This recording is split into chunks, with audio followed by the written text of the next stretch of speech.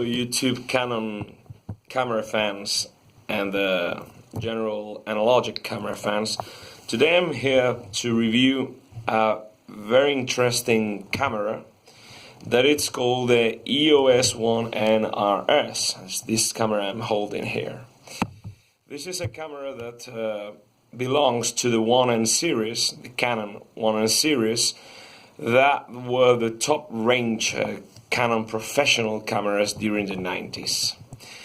This one is a variation from the 1N, and as you can see there, it says RS, and it holds certain particularities that they differ from not just the 1N, but from mostly all other cameras of its time. The first thing I want to say is that the 1N series, the 1N was launched in 1994 and discontinued in 1999, 2000, yeah, around there. This one was launched the year after, 1995, and discontinued around 2000, but it was still being sold until 2003, 2004, everywhere. Okay.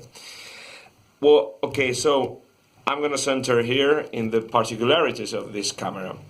This camera holds physically a difference between the 1N physically, and it's that it has the integrated grip, which contains 8 batteries. In 1N series, it's without it. You can put it on, but you have to buy it separately. Okay, but the two main differences that make this camera unique, not just in a technical way, but as well in a price, as a price matter, because this one is much more expensive than the 1N, and it's actually more expensive than the later 1V. This is the most expensive camera back in its day, with a price of 310,000 yens, which is around $2,500 back then, which is a lot of money. Well, the 1N was 210,000 yens, and the 1V that came later was 250,000. So this is the most expensive, and the reasons are the following. This camera is unique because of these two reasons. First one, because it holds an integrated hard-coated, semi-transparent fixed mirror. That is something extraordinarily unusual. I actually don't think there is any other camera in its day that has this mirror, this technique. There is only one camera before this one, that it was the RT, the previous model in which this camera was based and inspired, had the same type of mirror. And that one, the RT, was based on a previous camera in the 60s, from the 60s, that it was called the Pelix. Always Canon cameras, okay.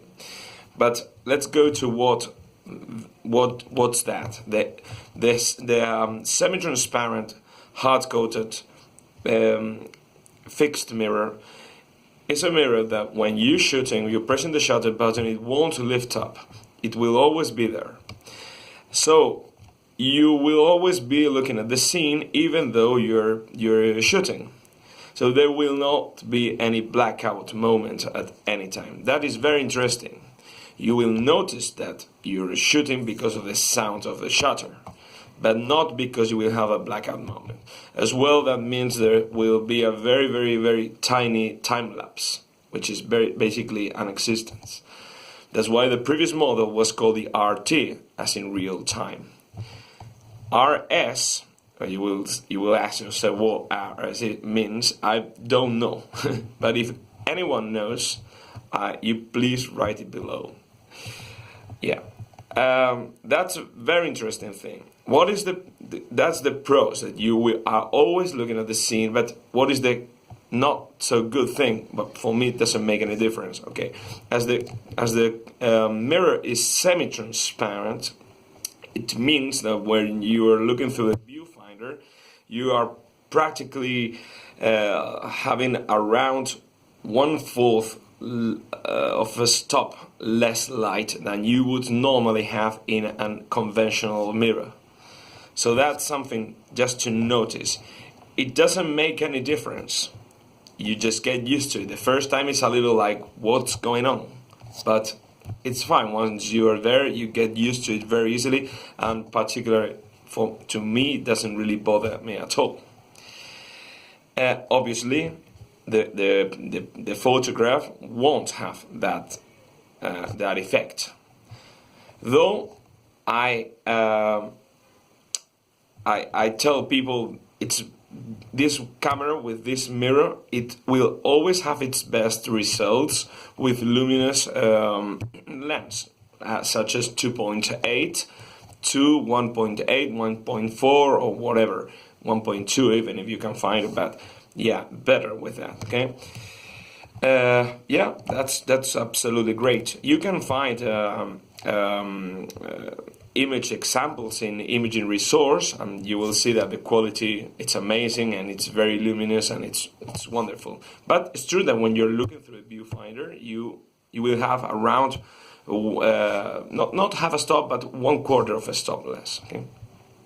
Which doesn't bother me, as I said.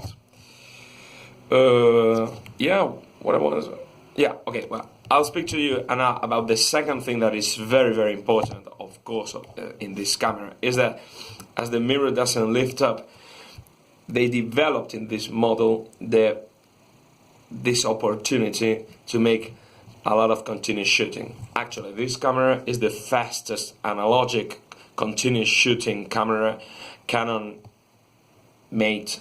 I cannot say ever did, because I'm not very sure, but definitely during the 90s, this one is the fastest. And there is no other Nikon, not the F5, not the F4, none of them that shoots as fast as this one. You can arrive to 10 frames per second in the fastest mode, which I'll show you after how it works, because it's truly amazing.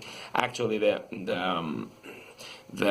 shutter, this shutter's noise when you are making so many pictures, it's truly gorgeous. Let's go on to the fabric. Like, how is this built? As you can see, this is a very robust camera. It's big. It's 1 kilo and 200 grams with the batteries. It's heavy, but it's very easy to maneuver and especially to carry it around, because even though it's big, you know, it's not so thick. So others that they're thicker, they are really hard.